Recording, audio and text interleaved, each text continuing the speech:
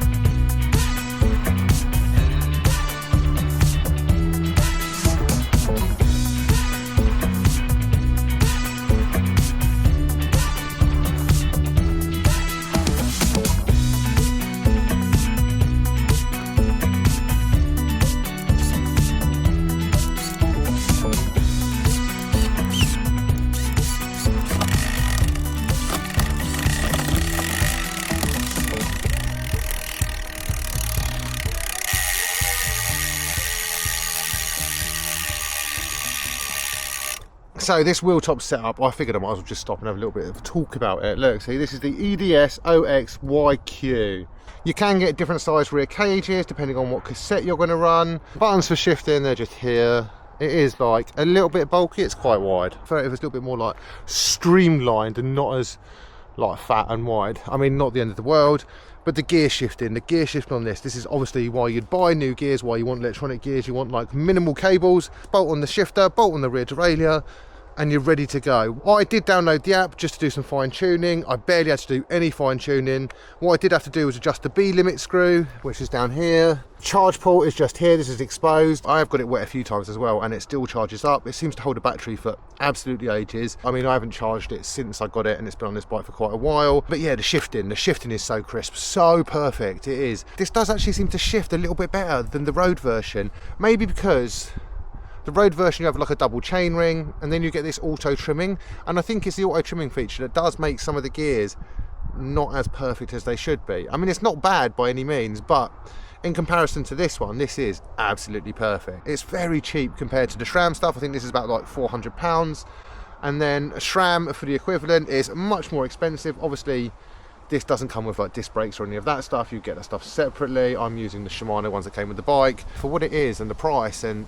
all that stuff, like, I mean, it's durable, it's cheap, it works flawlessly, it's easy to set up. It is pretty hard to find like negative points about it. And I know a lot of people on the internet want to hate like wheel top, want to hate like anything that's not SRAM, Campagnolo or Shimano. I'm currently setting my bike up with a Shimano group set, like the 12-speed GRX, and I've had to wait for a micro spline because the one that I got didn't work, so it's all a bit of a faff.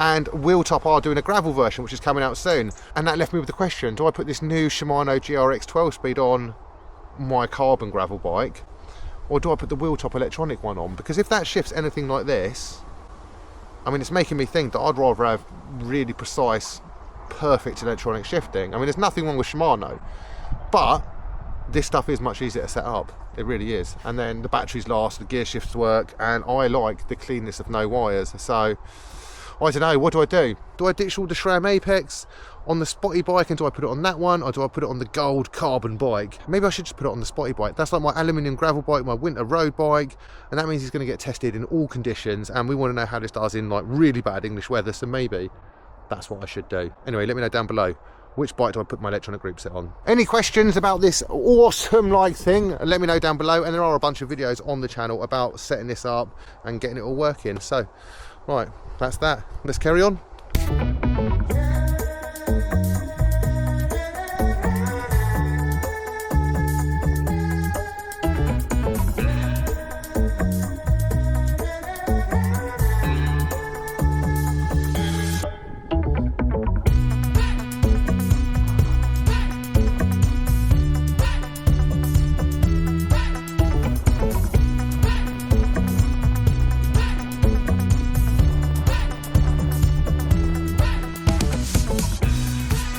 So, I want you guys to put your hand on your heart, and I want you to tell me if you dislike this bicycle, and why. Why is it you dislike it? Is there any particular reason? I think it's because it's not a gravel bike and it's not a mountain bike, so it falls somewhere in between. And there's this kind of jokey hatred between like mountain bikers, gravel riders, roadies, and like, you know, all the disciplines of cycling. Everyone's a bit snobby. So is it because this bike doesn't fit in that nobody likes it? And when I say nobody likes it, what I mean is I can sit down on the sofa and have a chat to you guys about complete waffle, or go for a run, and it'll probably do better than the video featuring this bike. But you know what? I don't really care. I like this bike and it's a fun bike to ride. And I reckon those of you that didn't like this bike, I know aesthetically it's not for everyone.